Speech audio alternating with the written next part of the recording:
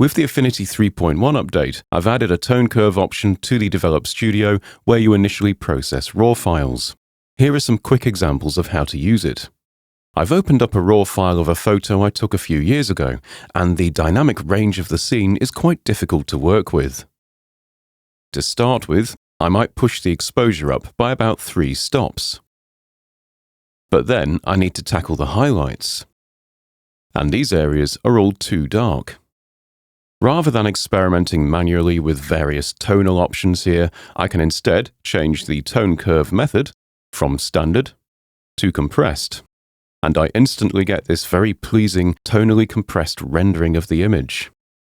Natural will render with some more contrast, and highlights will also have some roll-off in terms of color intensity. Contrast is very similar to the standard tone curve, except highlights will be compressed. And log will transform the image into a very compressed log space. This is useful if you want to apply your own tone shaping using curves and other techniques. It's worth noting that all 4 of these additional methods perform tone compression. So if you have an image where the highlights are out of range and need to be recovered, these options are ideal for achieving that very quickly. I'll show you some more examples. Here we've got a dog portrait where the scene has high levels of contrast.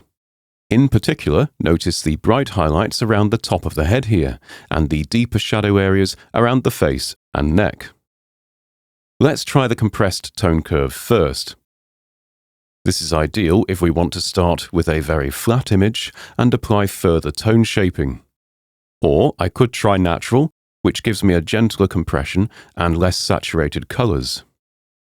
Let me switch back to compressed and develop the image. On top of my initial developed raw image, I could add some non-destructive layer work to manipulate the tones further. For example, I'll use the Tone Brush tool with the Dodge and Burn mode.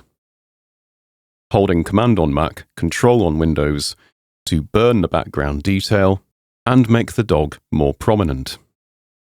I might then add a brightness contrast adjustment with Command B on Mac, Control B on Windows, and increase both brightness and contrast simultaneously by holding Command on Mac, Control on Windows whilst I drag one of the sliders. Here's a final example. Again, this is a scene with tricky dynamic range that has a combination of bright lights and very dark areas.